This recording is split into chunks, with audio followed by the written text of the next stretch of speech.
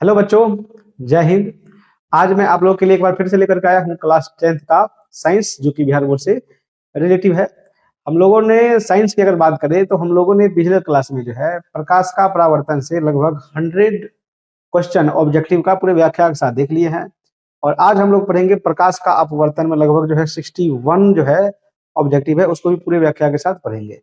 अगर एनसीईआरटी के अकॉर्डिंग देखिएगा 10th का साइंस, तो एनसीईआरटी में जो फिजिक्स है, आपका जो भौतिकी है, उसको उसमें जो है प्रकाश का परावर्तन और अपवर्तन को एक ही चैप्टर में रखा है। लेकिन हम लोग क्या किए हैं, कैसे पढ़े हैं, प्रकाश का जो परावर्तन है उसको एक भाग में पढ़ लिए हैं। और आज जो खत्म किए हैं अपना लोग जो है, वह प्रकाश का अपवर्तन खत्म किए हैं। तो आप लोग क्लास के माध्यम से जो है, चाहे वह लॉन्ग टर्म का क्वेश्चन हो या फिर शॉर्ट टर्म का क्वेश्चन हो या फिर न्यूमेरिकल क्वेश्चन हो या फिर एनसीईआरटी में जो अभ्यास प्रश्न का क्वेश्चन हो, सारा हम लोग जो है अच्छा तरह से समझ करके खत्म कर लिए हैं। तो आज के इस क्लास में हम लोग क्या देखने वाले हैं, ऑब्जेक्टिव क्वेश्चन देखने वाले हैं। ठीक है, तो चलिए ज्यादा समय बर्बाद नहीं करते हैं और सीधे आते हैं अपने टॉपिक पे। तो देखिए, आज का पहला क्वेश्चन है कि लेंस की क्षमता का एसआई मात्रक क्या होता है। बताइए, क्या होता है लेंस की क्षमता का एसआई मात्रक? मीटर होता है, या फिर मीटर प्रति सेकंड होता है, या फिर न्यूटन होता है, या फिर क्या होता है, डायोप्टर होता है। हम लोग जानते हैं कि लेंस की जो क्षमता का एसआई मात्रक होता है वह क्या होता है, डायोप्टर होता है। ठीक है, लेंस की क्षमता का एसआई मात्रक क्या होता है, डायोप्टर होता है। देखिए, लेंस की क्षमता क्या होता है, देखिए फोकस दूरी के जो व्युत्क्रम होता है उसको हम लोग क्या कहते हैं, लेंस की क्षमता कहते हैं। नहीं, फोकस दूरी के व्युत्क्रम को हम लोग क्या कहते हैं, लेंस की क्षमता। मतलब लेंस की क्षमता क्या हो जाएगा, P बराबर 1/f, जहां फोकस दूरी जो होता है मीटर में होना चाहिए। किस में होना चाहिए, मीटर में होना चाहिए। इसलिए डायोप्टर का भी जो मान होता है वह क्या होता है, मीटर में होता है। नहीं, चलिए नेक्स्ट क्वेश्चन हम लोग देखेंगे। हमारा अगला क्वेश्चन है कि लेंस की क्षमता, पी का सूत्र क्या है। देखिए, अभी हम लोग पढ़ लिए थे पी का सूत्र। पी का जो सूत्र होता है वह क्या होता है, बोलिए, 1/f।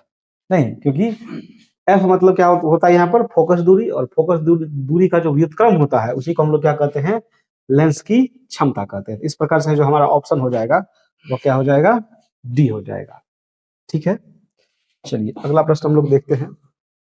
अगला प्रश्न है कि स्नेल के नियमानुसार, तो देखिए प्रकाश का अपवर्तन ये चैप्टर है नहीं, और स्नेल का नियम मतलब हम लोग पढ़े थे, प्रकाश का जो अपवर्तन होता है मतलब उसका दो नियम होता है।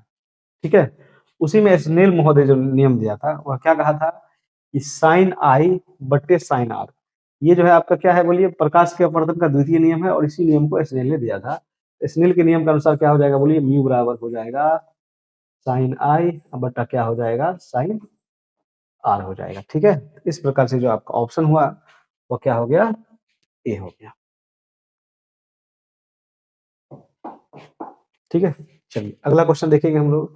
कराए सूर्यास्त के बाद भी सूर्य कुछ समय तक दिखाई देता है, क्योंकि, ठीक है, किसके कारण दिखाई देता है, बोलिए, अपवर्तन के कारण, पूर्ण आंतरिक परावर्तन के कारण, प्रकीर्णन के कारण दिखाई देता है, या फिर वर्ण विक्षेपण के कारण दिखाई देता है। ये किसके कारण दिखाई देता है, ये अपवर्तन के कारण दिखाई देता है। ठीक है, चलिए अगला क्वेश्चन हम लोग देखेंगे। अगला क्वेश्चन है कि पानी से भरी बाल्टी की गहराई कम दिखाई देता है, क्यों। तो बोलिए, किसके कारण दिखाई देता है, परावर्तन के कारण, अपवर्तन के कारण, वर्ण विक्षेपण कारण, या फिर इनमें से कोई नहीं। इसका आंसर क्या हो जाएगा, अपवर्तन के कारण। ठीक है, पानी से भरी बाल्टी की गहराई कम क्यों दिखाई देता है, तो अपवर्तन के कारण दिखाई देता है, क्योंकि हम लोग जानते हैं पानी क्या है, सघन माध्यम है, और हम लोग जहाँ खड़ा होते हैं वो क्या होता है, विरल माध्यम है। ठीक है, तो जब माध्यम बदलेगा तो वहां पर क्या होगा, प्रकाश का अपवर्तन होगा। मतलब प्रकाश क्या हो जाएगा, अपने दिशा से विचलित हो जाएगा। इसलिए जो है पानी से भरी बाल्टी की गहराई हमें कम दिखाई देती है। ठीक है, अगला क्वेश्चन हम लोग देखेंगे। कह रहा है प्रकाश का अपवर्तन होता है, क्या होता है जी, क्वेश्चन क्या है, देखिए, प्रकाश का अपवर्तन होता है क्योंकि प्रकाश की चाल बदलती है, प्रकाश की चाल नहीं बदलती है, रंग बदलता है, इनमें से कोई नहीं। इसका जो उत्तर होगा वह क्या होगा, आंसर, प्रकाश की चाल बदलती है। नहीं, क्योंकि विभिन्न माध्यमों में जो प्रकाश की चाल होती है वह क्या होती है, भिन्न भिन्न होती है। और जब प्रकाश की किरण एक माध्यम से दूसरे माध्यम जाती है तो उसकी दिशा क्या होती है, विचलित हो जाती है। तो प्रकाश का अपवर्तन का मतलब क्या हो गया, प्रकाश की चाल बदलेगी। कब, प्रकाश हमेशा एक माध्यम से दूसरे माध्यम जाएगा तभी अपवर्तन होगा। और सभी माध्यम में प्रकाश की चाल क्या होता है, अलग अलग होता है। जैसे मान के चलिए, हवा में प्रकाश की चाल क्या होता है, 3 लाख किलोमीटर प्रति सेकंड होता है, या क्या होता है, बोलिए, 3 × 10⁻8 मीटर प्रति सेकंड होता है। उसी प्रकार से अगर पानी की बात करिएगा तो कितना होता है, 2.25 लाख किलोमीटर प्रति सेकंड होता है। ये होता है। या 2.25 गुने 10 की पावर 8 मीटर प्रति सेकंड होता है। तो सभी माध्यम में प्रकाश की चाल क्या होती है, अलग अलग होती है, तो इसलिए प्रकाश की चाल बदलती है। ठीक है, अगला क्वेश्चन देखेंगे। क्या कर रहा है, उत्तल लेंस में वास्तविक एवं समान आकार का प्रतिबिंब बनता है। कब बनता है बताइए, जब वस्तु 2f पर होगा तब। ठीक है, हम लोग दर्पण में पढ़े थे ना, तो जो जो नियम लगभग लगभग की बात करें अवतल दर्पण के लिए होता है, वही नियम लगभग उत्तल लेंस के लिए होता है। उसमें क्या था, वस्तु वक्रता केंद्र पर मतलब सी पर होता था, तो वस्तु के बराबर प्रतिबिंब बनता था। और इसमें उत्तल लेंस में क्या होगा, जब वस्तु 2f पर होगा तो वस्तु का जो प्रतिबिंब होगा वह क्या होगा, बराबर होगा। ठीक है, कहाँ होगा बोलिए, जब 2f पर होगा। कैसे होता है 2f पर, देखिए ये कौन सा लेंस है आपका, उत्तल लेंस है। ठीक है, नहीं ये क्या है, उत्तल लेंस है। ये आपका क्या हो गया, प्रकाश केंद्र हो गया। ठीक, अब यहाँ पर क्या है आपका, मान के चलिए f1 है और यहाँ पर आपका 2f है। ठीक, अगर हम यहाँ पर वस्तु को रखेंगे तो ये टकराएगा, टकराएगा नहीं, अपवर्तन होगा यहाँ पर। ठीक है, अपवर्तन होगा तो कहाँ से जाएगा, ये f से होकर के जाएगा। और ये वो कहाँ से जाएगा बताइए, सीधे प्रकाश केंद्र से होकर के जाएगा। और लगभग में यही बनेगा, ये बराबर ही होगा। इसमें थोड़ा सा टेढ़ा लग रहा है क्योंकि मैंने हाथ से बनाया है। तो कुल मिला के इसका क्या होगा बोलिए, 2f पर होगा। ठीक है, तो वस्तु का जो प्रतिबिंब बनेगा क्या बनेगा, वास्तविक बनेगा और समान आकार का बनेगा। इसका आंसर जो होगा होगा वह क्या हो जाएगा, सी हो जाएगा। अब यहाँ पर क्या है, लेंस और फोकस के बीच बनेगा तो क्या होगा बोलिए, लेंस और फोकस के बीच बनेगा तो वस्तु का जो प्रतिबिंब का आकार है वो वस्तु से क्या होगा, बड़ा हो जाएगा। नहीं, और क्या होगा, आभासी होगा या फिर काल्पनिक होगा। चलिए अगला क्वेश्चन हम लोग देखते हैं। अगला क्वेश्चन हमारा, उत्तल लेंस में वस्तु फोकस और लेंस के बीच रखने पर प्रतिबिंब होता है। तब ये बताए थे उत्तल लेंस में क्या होता है, कि जब वस्तु को हम लोग फोकस और लेंस के बीच में रखते हैं तो वस्तु क्या होता है, काल्पनिक होता है और क्या होता है, सीधा होता है। कैसे, तो देखिए ये आपका क्या है, डायग्राम है। ठीक है, ये आपका है उत्तल लेंस। नहीं, अगर हम वस्तु को यहाँ पर, चलिए देखिए फिर से बनाते हैं। ये आपका कौन सा लेंस है, देखिए उत्तल लेंस है। नहीं, यहाँ पर आपका f है और यहाँ पर आपका 2f है। चलिए हम डैश लिख लेते हैं क्योंकि फिर समान हो जाएगा। ये भी आपका f है और ये आपका क्या है, 2f है। तो जब ये आपका क्या है, प्रकाश केंद्र है, तो कहने का मतलब क्या हुआ, देखिए जब वस्तु हम लोग प्रकाश केंद्र और मुख्य फोकस के बीच में रखेंगे तो ये गया, एक माध्यम से दूसरे माध्यम में जाएगा तो क्या होगा, दिशा में परिवर्तन होगा। ठीक है, अब एगो जो जाएगा वो कहाँ से जाएगा बोलिए, प्रकाश केंद्र से होकर के जाएगा। ये तो कभी आपस में मिलेगा ही नहीं। नहीं, तो हम क्या करते हैं, इसको इधर बढ़ाते हैं, ऐसे बढ़ाते हैं, इसको भी इधर ऐसे बढ़ाते हैं। देखिए ये यहाँ पर मिल रहा है, तो जहाँ पर मिलेगा वही ना प्रतिबिंब बनेगा, ये प्रतिबिंब बनेगा। ये क्या क्या प्रतिबिंब है, क्या क्वेश्चन था, उत्तल लेंस में वस्तु के फोकस और लेंस के बीच रखने पर। लेंस तो आपका यही हुआ, अब फोकस आपका यही हुआ, तो प्रतिबिंब कैसा होता है, देखिए इस रेखा से ऊपर है तो प्रतिबिंब क्या बनेगा, काल्पनिक बनेगा और क्या बनेगा, सीधा बनेगा। ठीक है, वास्तविक का उल्टा कब होता है, जब इस रेखा से प्रतिबिंब नीचे होता है।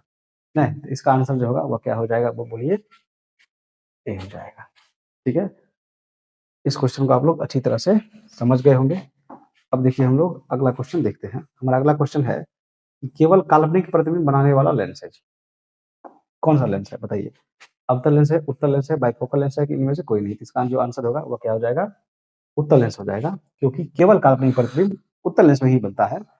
उत्तल लेंस कहते हैं केवल काल्पनिक प्रतिबिंब जो है अवतल लेंस में ही बनता है, क्योंकि उत्तल लेंस काल्पनिक भी बनाता है और वास्तविक भी बनाता है, उल्टा भी बनाता है। ठीक है, चलिए अगला प्रश्न हम लोग देखेंगे। अगला क्वेश्चन है कि 20 सेंटीमीटर फोकस दूरी वाले लेंस की क्षमता। ठीक है, तो देखिए फोकस दूरी आपका कितना है बोलिए, 20 सेंटीमीटर। ठीक है, और लेंस की क्षमता मतलब पी का जो मान होता है वह क्या होता है, 1/f। नहीं, तो ये क्या हो गया आपका 1, और f का मान कितना हो गया यहाँ पर 20। कितना हो गया, 20। अब याद करिए मैंने क्या कहा था कि जो लेंस की क्षमता का ऐसा मतलब क्या होता है, डायोप्टर होता है। और डायोप्टर का अगर हम मान निकाल रहे हैं, ये क्या है, डायोप्टर का मान है। डायोप्टर का जो मान निकाल रहे हैं तो फोकस दूरी हमेशा किस में होना चाहिए बोलिए, सेंटीमीटर में, मतलब मीटर में होना चाहिए। अब जब सेंटीमीटर है तो इसका जो फॉर्मूला हो जाएगा वो क्या हो जाएगा पता है, 100/f, क्योंकि ये जो हमेशा होता है वो कहीं होता है मीटर में होता है। अगर हम इसको सेंटीमीटर बनाएंगे तो यहाँ पर क्या लिखेंगे 100 लिखेंगे, तो यहाँ पर कितना हो जाएगा बोलिए 100। ठीक है, अब आप काटोगे ये क्या हो जाएगा 5, तो इसका जो होगा आंसर वो क्या हो जाएगा 5 डायऑप्टर। नहीं, क्या हो जाएगा 5 डायऑप्टर। ये प्लस में था तो आंसर भी क्या हो जाएगा आपका प्लस में ही आएगा, मतलब हमारा जो ऑप्शन होगा वह क्या हो जाएगा ऑप्शन ए हो जाएगा। ठीक है, चलिए अगला क्वेश्चन हम लोग देखेंगे। हमारा अगला प्रश्न है कि लेंस बनाने के लिए प्रयोग नहीं होगा। किसका प्रयोग नहीं होगा? लेंस का प्रयोग हम लोग सामान्यतः चश्मे में करते हैं, और चश्मा में करते हैं तो हम लोग क्या करते हैं, मतलब आर पार देखते हैं तभी उसका लेंस बना सकते हैं। बोलिए कांच में तो हम लोग आर पार देख सकते हैं, मिट्टी में हम लोग नहीं देख सकते। ठीक है, मिट्टी में अगर आर पार देखते हैं तो मिट्टी के अंदर क्या होगा तो हमें पता चल जाएगा, लेकिन आज तक तो कुछ पता चला नहीं है। जल में हम लोग देख लेते हैं, प्लास्टिक में भी लगभग हम लोग देख लेते हैं, मतलब ज्यादा नहीं देख पाते हैं, लेकिन मिट्टी की तुलना में तो देख लेते हैं। तो इसका जो उत्तर होगा वो क्या हो जाएगा बी हो जाएगा, मिट्टी। प्लास्टिक जैसे आप मान के चलिए कोई ट्रांसपेरेंट बोतल है पानी का, उसमें से हम लोग देख लेते हैं ना, तो देख सकते हैं, लेकिन मिट्टी में हम लोग नहीं देख सकते हैं। ठीक है, इसका जो आंसर होगा वो क्या हो जाएगा बी हो जाएगा। चलिए अगला प्रश्न हम लोग देखेंगे, 1 मीटर फोकस दूरी। तो यहाँ पर फोकस दूरी जो है मीटर में ही दिया हुआ है, तो 1 मीटर फोकस दूरी वाले लेंस की क्षमता कितना होगा, 1 डायोप्टर ही होगा, क्योंकि 1 डायोप्टर का परिभाषा ही होता है, नहीं 1 मीटर फोकस दूरी वाले लेंस की क्षमता का मान कितना होगा 1 डायोप्टर होगा। जैसे देखो यहाँ पर फोकस दूरी दिया है, मतलब एफ बराबर क्या दिया है 1 मीटर आपका दिया हुआ है। ठीक, लेंस की क्षमता का सूत्र क्या होता है 1/f होता है, और पी का मान 1 और एफ का मान कितना होगा 1। ठीक है, तो पी का मान क्या होगा 1, और लेंस की क्षमता का ऐसा ही मात्रक जो होता है वह क्या होता है डायोप्टर होता है। मतलब लेंस मतलब एक डायोप्टर का परिभाषा क्या होता है, यदि किसी लेंस की क्षमता मतलब यदि किसी लेंस की फोकस दूरी 1 मीटर हो तो लेंस की क्षमता 1 डायोप्टर होगी। ठीक है, तो वैसे भी इसका आंसर लिख सकते थे हम लोग, बी लिख सकते थे, वैसे भी कितना आया 1 डायोप्टर आया। चलिए अगला प्रश्न हम लोग देखेंगे। हमारा अगला प्रश्न है कि उत्तल लेंस होता है जी, कैसा होता है उत्तल लेंस बताइए। यही ना आपका उत्तल लेंस है, नहीं तो क्या हो गया किनारों पर मोटा नहीं, समान मोटाई का, बीच में मोटा। देखिए बीच में क्या लग रहा है मोटा लग रहा है, बीच में क्या है मोटा है। चलिए हम लोग देखते हैं अब क्वेश्चन नंबर 14 क्या कह रहा है, कह रहा है कि छोटे अक्षर पढ़ने के लिए प्रयोग होता है। तो देखिए 50 cm उत्तल लेंस होता है, 50 cm अवतल लेंस होता है, 5 cm उत्तल लेंस होता है कि 5 cm अवतल लेंस होता है। तो सबसे पहले हम लोग पढ़ने के लिए उत्तल लेंस का प्रयोग करेंगे। तो हमारा लेंस जितना छोटा होगा ना, हमें जो है अक्षर उतना ही आवर्धक नजर आएगा। ठीक है, तो बोलिए अगर उत्तल लेंस का हम प्रयोग करेंगे तो ये 50 सेंटीमीटर है, ये 5 सेंटीमीटर है, हम लोग किसका प्रयोग करेंगे बोलिए, मतलब 5 cm के उत्तल लेंस का प्रयोग करेंगे। इस प्रकार से जो इसका ऑप्शन हो जाएगा वह क्या हो जाएगा सी हो जाएगा। ठीक है, चलिए अगला प्रश्न हम लोग देखते हैं। हमारा अगला प्रश्न है कि अपसारी लेंस किसे कहते हैं। तो देखिए आज याद रखिए, हम लोग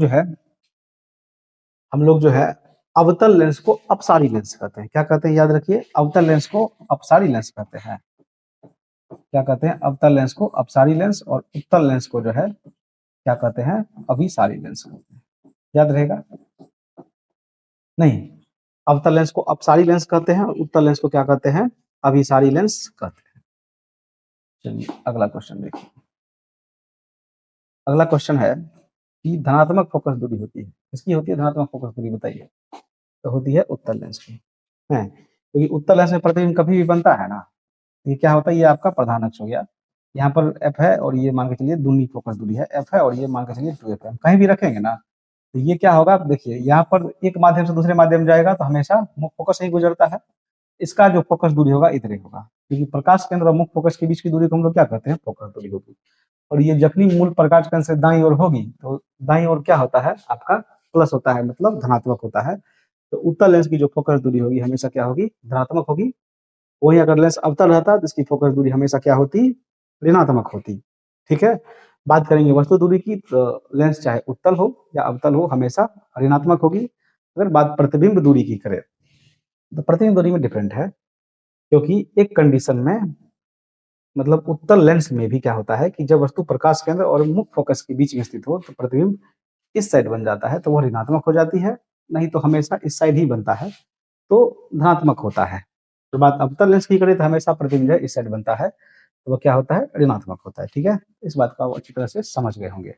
अभी हम लोग देखेंगे इससे अगला प्रश्न, हमारा अगला प्रश्न है कि लेंस की की जो क्षमता है -2d है, जिसकी फोकस दूरी क्या होगी।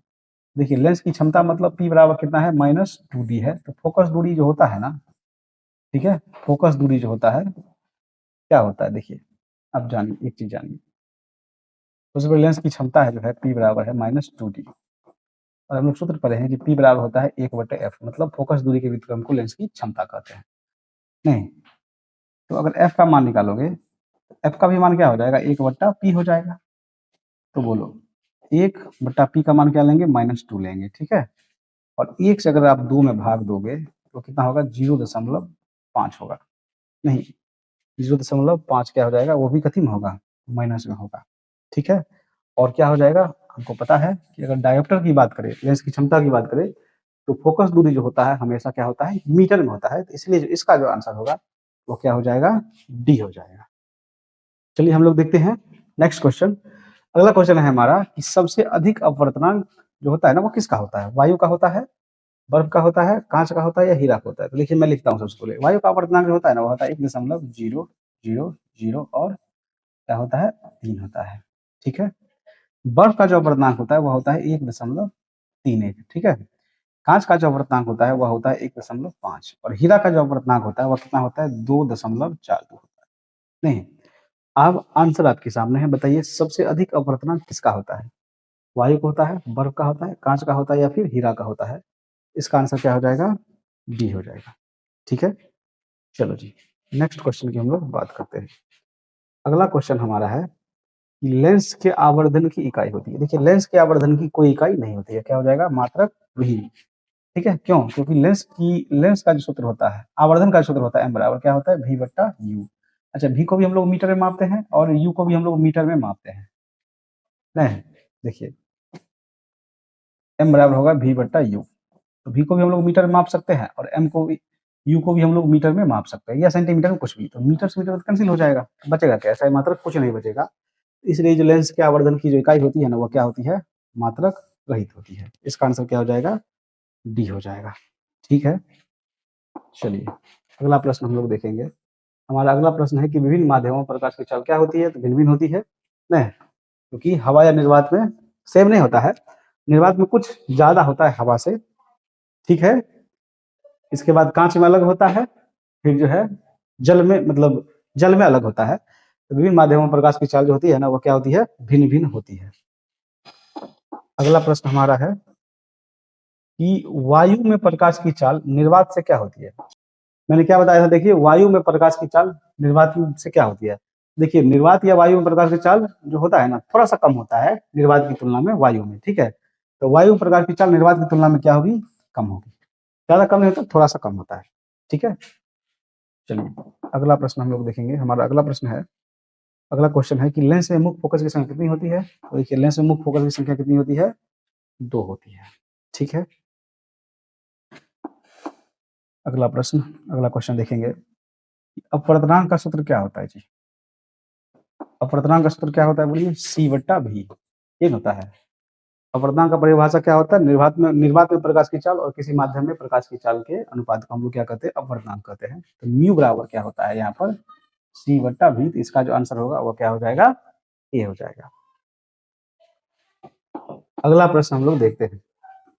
अगला प्रश्न है कि जिस माध्यम का अपवर्तनांक अधिक होता है उसमें प्रकाश की चाल क्या होती है, तो अधिक होती है कि कम होती है, बोलिए। जिस माध्यम प्रकाश की चाल, मतलब जिस माध्यम का अपवर्तनांक अधिक होगा उसमें प्रकाश की चाल क्या हो जाएगी, कम होगी।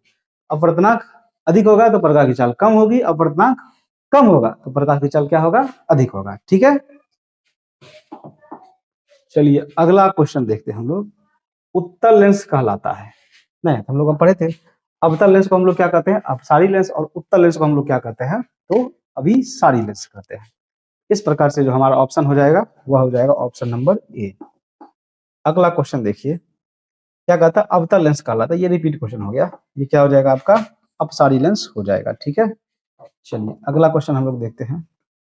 अगला क्वेश्चन क्या है कि मुख्य अक्ष के समांतर आने वाली प्रकाश की किरण उत्तल लेंस से गुजरकर, देखिए मुख्य अक्ष के समांतर आने वाली प्रकाश की किरण उत्तल लेंस से कहाँ गुजरती है, बताइए, फोकस पर जाकर के मिलती है, यही ना।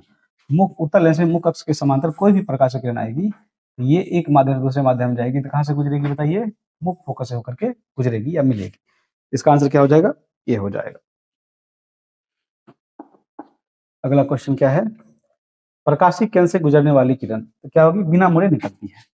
नहीं, ये आपका क्या है, देखिए ये आपका क्या है, प्रकाश केंद्र है। अगर यहाँ से किरण निकलेगी तो बिना मुड़े जाएगी सीधे, नहीं यहाँ पे क्या होगा, बिना मुड़े निकलती है। तो इसका जो ऑप्शन होगा वो क्या हो जाएगा, ये हो जाएगा।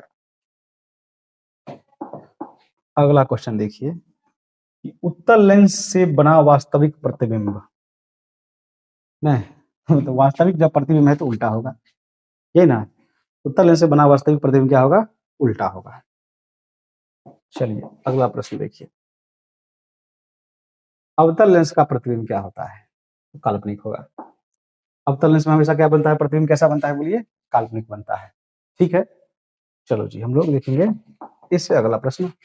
हमारा अगला प्रश्न है कि हीरे का अपवर्तनांक कितना होता है, पढ़ लिए थे हम लोग पिछले वाले क्वेश्चन में, कितना होता है बोलिए, 2.42 होता है। देखिए हमारा अगला क्वेश्चन है, कांच का अपवर्तनांक लगभग कितना होता है, कांच का कितना होता है बताइए, 1.5 होता है। ठीक है, चलिए अगला क्वेश्चन हम लोग देखेंगे।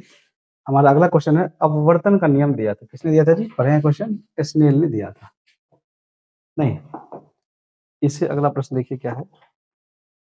अगला प्रश्न है घने माध्यम, मतलब समझे क्या हुआ, घने माध्यम सघन माध्यम, क्या हो गया, सघन माध्यम। तो सघन माध्यम से विरल माध्यम में कोई वस्तु जाएगा तो अविलंब से दूर हटेगा। नहीं, अब याद रख लीजिए, अगर विरल से सघन में जाएगा तो अविलंब की ओर मुड़ेगा, और सघन से विरल में जाएगा तो अविलंब से क्या होगा, दूर हटेगा। नहीं, विरल माध्यम का मतलब जैसे मान के चलिए हम लोग पानी में किसी वस्तु को, मछली को देखते हैं तो हम लोग विरल माध्यम हुए, और मछली जो है पानी में है तो पानी क्या हो गया, सघन माध्यम हुआ। मतलब जिस माध्यम में प्रकाश की चाल अधिक होगी वो क्या होगा, विरल माध्यम, और जिस माध्यम में प्रकाश की चाल कम होगी वो क्या हो गया, सघन माध्यम हुआ। ठीक है, चलिए अगला प्रश्न हम लोग देखेंगे। हमारा अगला प्रश्न है, अगला क्वेश्चन है हमारा कि विरल से घने माध्यम में जाने पर, मतलब विरल माध्यम से सघन माध्यम में जाने पर क्या होगी जी, अविलंब की ओर मुड़ेगी। इसका आंसर जो होगा वो क्या हो जाएगा, ये हो जाएगा। अगला क्वेश्चन देखिए, अगला क्वेश्चन है, पूर्ण आंतरिक परावर्तन होता है, नहीं, पूर्ण आंतरिक परावर्तन होता है, कब होता है, जब वस्तु घने माध्यम से विरल माध्यम में जाता है या विरल माध्यम से घने में जाता है, दोनों में से या किसी में से नहीं। तो देखिए इसका आंसर क्या हो जाएगा, ये हो जाएगा, मतलब सघन माध्यम से विरल माध्यम में जाएगा तब क्या होगा, आपका प्रकाश का मतलब पूर्ण आंतरिक परावर्तन होगा। नहीं, अगला प्रश्न देखिए क्या करा, क्रांति कौन परिभाषित होता है, तो सघन माध्यम होता है, विरल माध्यम होता है, दोनों में होता है, इनमें से कोई नहीं होता है। इसका जो उत्तर होगा वो क्या हो जाएगा, घने माध्यम मतलब सघन माध्यम। नहीं, चलिए अगला प्रश्न हम लोग देखते हैं। हमारा अगला प्रश्न है कि क्रांति कौन परिभाषित होता है, घने माध्यम, मतलब बार बार बता रहे हैं, घने माध्यम का मतलब क्या हो गया, सघन माध्यम, या फिर विरल माध्यम, या फिर दोनों। तो इसका आंसर क्या होगा, विरल माध्यम होगा। ठीक है, चलिए अगला क्वेश्चन हम लोग देखेंगे। हमारा अगला प्रश्न है, अपवर्तनांक निर्भर होता है, किस पर होता है बोलिए, अपवर्तनांक माध्यम पर भी निर्भर करता है, ताप पर भी निर्भर करता है, तरंग दैर्ध्य पर भी निर्भर करता है, सभी पर। तो क्या हो जाएगा इसका आंसर, सभी पर निर्भर करता है। चलिए अगला क्वेश्चन हम लोग देखेंगे, ऑप्टिकल फाइबर का सिद्धांत है, क्या है जी, ऑप्टिकल फाइबर का सिद्धांत जो है, अपवर्तन नहीं है, ये क्या हो जाएगा इसका आंसर बोलिए, पूर्ण आंतरिक परावर्तन हो जाएगा। ठीक है, चलिए नेक्स्ट क्वेश्चन हम लोग देखेंगे। क्या कर रहा है, पानी में डूबी छड़ी टेढ़ी दिखाई देती है, किसके कारण दिखाई देती है टेढ़ी बोलिए, अपवर्तन के कारण। क्या हो जाएगा, अपवर्तन के कारण। नहीं, तारे टिमटिमाता है जी, ये भी किसके कारण टिमटिमाता है, तो अपवर्तन के ही कारण। नहीं, वायुमंडलीय अपवर्तन आप लोग कर सकते हैं, ये पढ़ेंगे हम लोग चैप्टर नंबर 3 में, नेत्र वाले चैप्टर में पढ़ेंगे।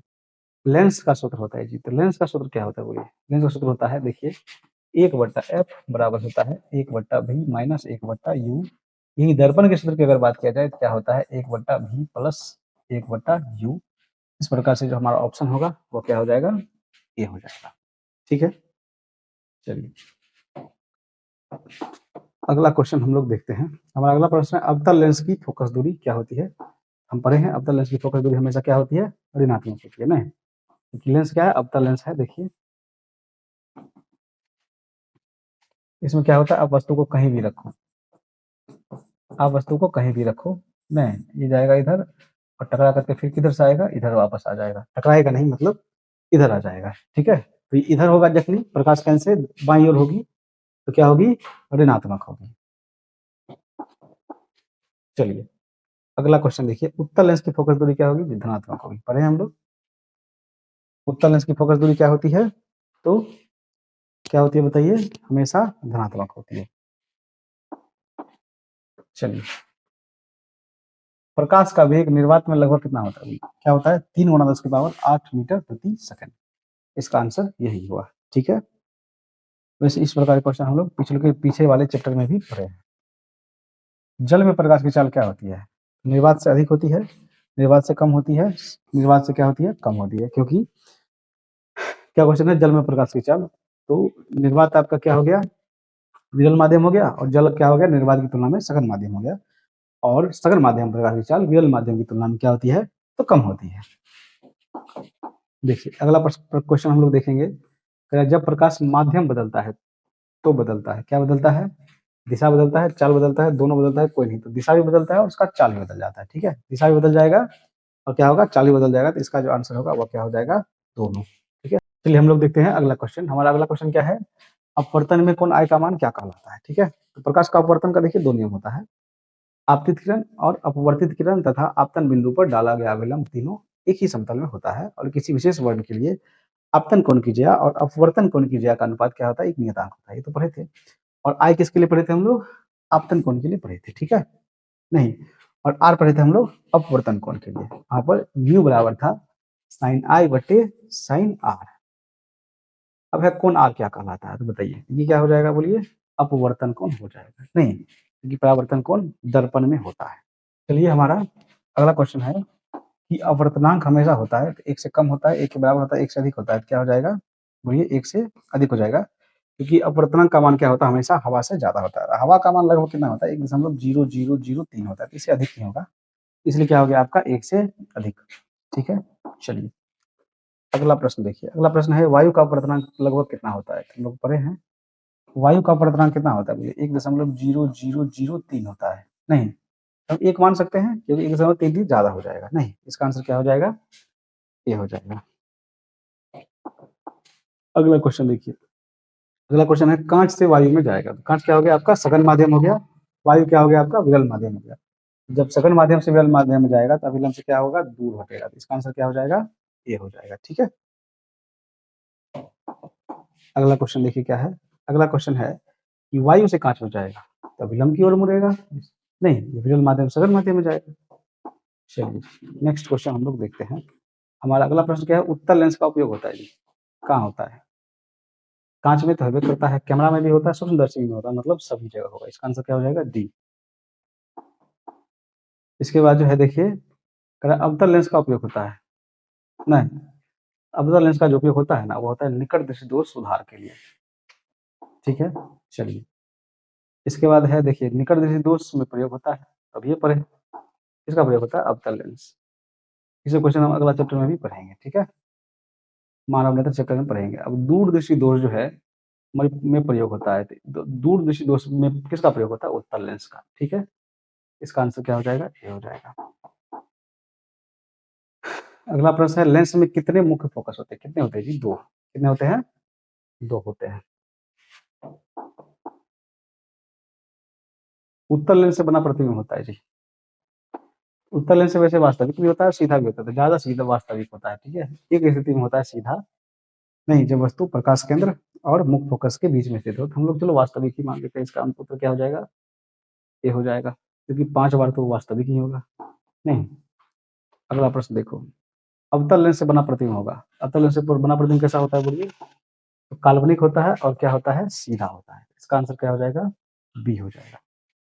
नहीं एक क्वेश्चन नहीं था इसमें, तो छूटा हुआ आप लोग लिख लेंगे कि प्रकाश के अपवर्तन के कितने नियम होते हैं, ये नहीं था, पूछता है ये क्वेश्चन बार बार। ये बहुत सा आसान क्वेश्चन है, तो ये क्वेश्चन इसका आंसर आप लोग कमेंट बॉक्स में बताएंगे। ठीक है, बहुत आसान है, इस चैप्टर का सबसे आसान है। ठीक है, क्या है देखिए, मैं लिख देता हूँ, प्रकाश के